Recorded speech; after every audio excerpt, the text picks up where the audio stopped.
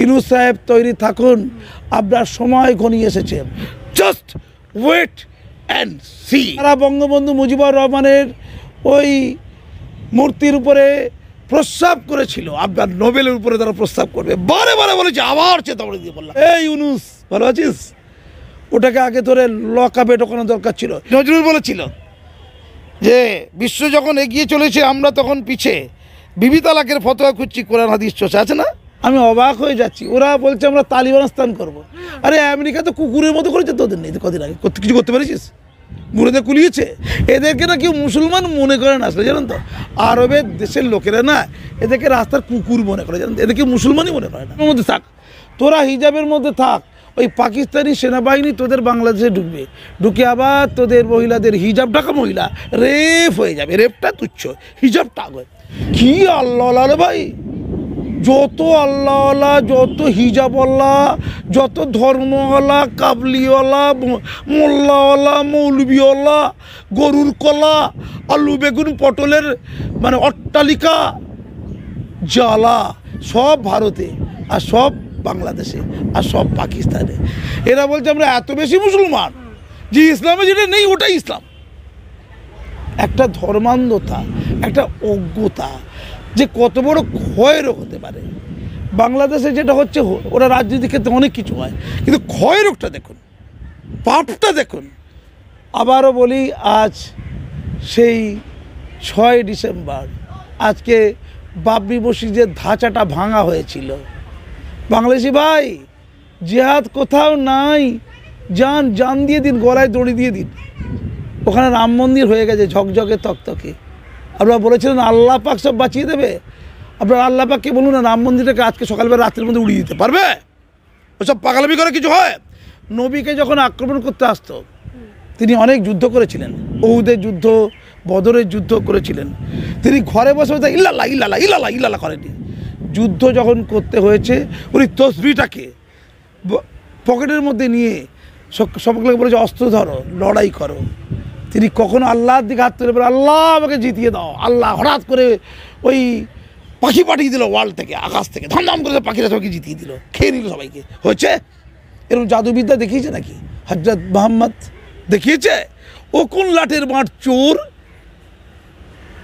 ওই রফিকুল কুলকুল, ও নাকি এত পাওয়ারফুল? ছি, নবী নিজে বলেছে লড়াই করার জন্য প্রস্তুতি নাও, যুদ্ধ করো। এখানে যুদ্ধ কোনটা? ওই যুদ্ধ হচ্ছে শিক্ষা, বইপত্র হচ্ছে, বলেছে ইকরা, শেখো, পড়ো, কোরআনের প্রথম শব্দ। ওরা পড়াশুনো ভুলে গিয়ে ওরা মনে করছে ইট দিয়ে গোটা পৃথিবীকে জয় করে নেব, ইট আর তরবারি দিয়ে। তরোয়াল। তিনি মুসলিম যুবকদের একেবারে তৈরি থাকার জন্য বলছেন, তিনি বলছেন তৈরি হও।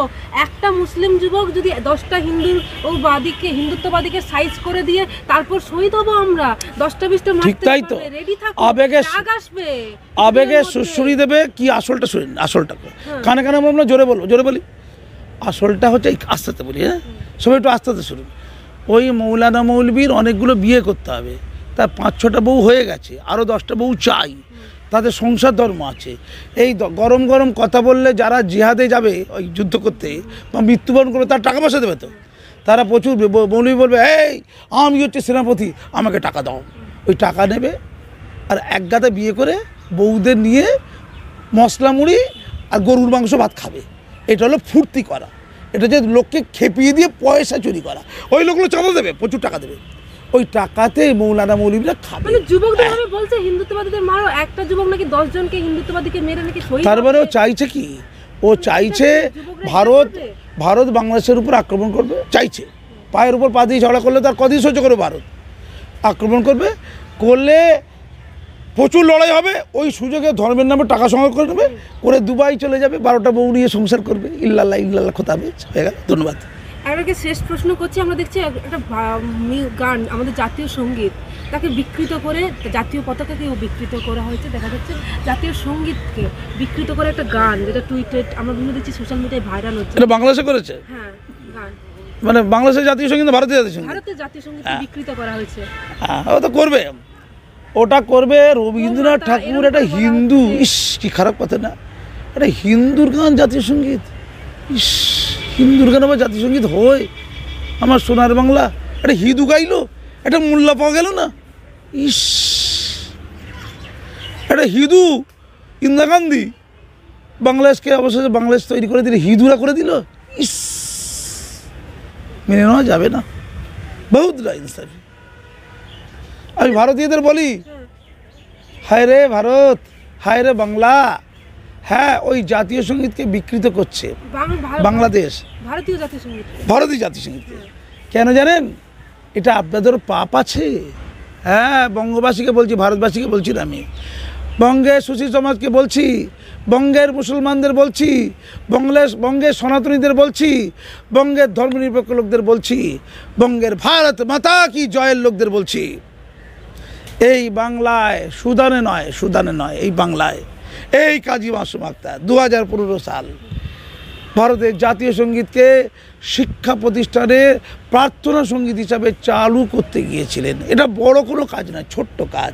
ওখানে হতো না, কোনো কালে হয়নি। ওই মাদ্রাসাতে, একটা মাদ্রাসা, সরকারি মাদ্রাসায় 12-13 জন পুলিশ অফিসারের সামনে 1000 জন ঘিরে ধরে তার মাথায় লোহার রড মেরে কোমায় পাঠিয়ে দিয়েছিল। এখনও এই কেসে মামলা লড়ছি, কেউ পাশে থাকেনি। মরে গেলে ভালো, আগে মরে যাক। মরে যায়নি, তার পাশে কেন থাকবো? আগে কেন তিলোত্তমার মতো মরে যায়নি? মরে যেতে হবে। হ্যাঁ, আদালতে লড়ছি, একটা লয়ার দেবেন। কোনোদিন মিছিল করেছেন? কোনোদিন মিটিং করেছেন? বাংলার মিডিয়াগুলো ভয়ে কুত করে খাচ্ছিল। ভারতবর্ষ গোটা বিশ্বের মিডিয়া হয়ে করেছে। Times of India 20 bar news করেছে, হিন্দুস্তান টাইমস করেছে, এবিপি নিউজ টক্স করেছে, আজ তাক করেছে, জি নিউজ করেছে, সবাই করেছে, শুধু বাংলা করতে পারিনি। এটার হচ্ছে অভিশাপ। আপনাদের প্রেম আছে না জাতীয় সঙ্গীতের প্রতি? প্রেম, এ কেমন প্রেম দেখতে পাচ্ছেন না? প্রতিবেশী রাষ্ট্রে আপনাদের জাতীয় সঙ্গীত নিয়ে খিল্লি করছে। এ পাপ, এ দায় আপনাদেরও নিতে হবে। আপনারা পশ্চিমবঙ্গে দেখেছি জাতীয় সঙ্গীত বিকৃত গাইছে। জাতীয় সঙ্গীত গাওয়া থেকে আমি মৃত্যুমুখে পড়ে গেলাম। দেশের প্রতি কি টান! তাই ভারতীয় পণ্যকে যখন বাংলাদেশের লোক বয়কট করছে, বাংলার লোকেরা তখন টপ টপ করে জিভ দিয়ে জল ফেলতে ফেলতে ইলিশের পাঠানো ইলিশ মাছ খাচ্ছে।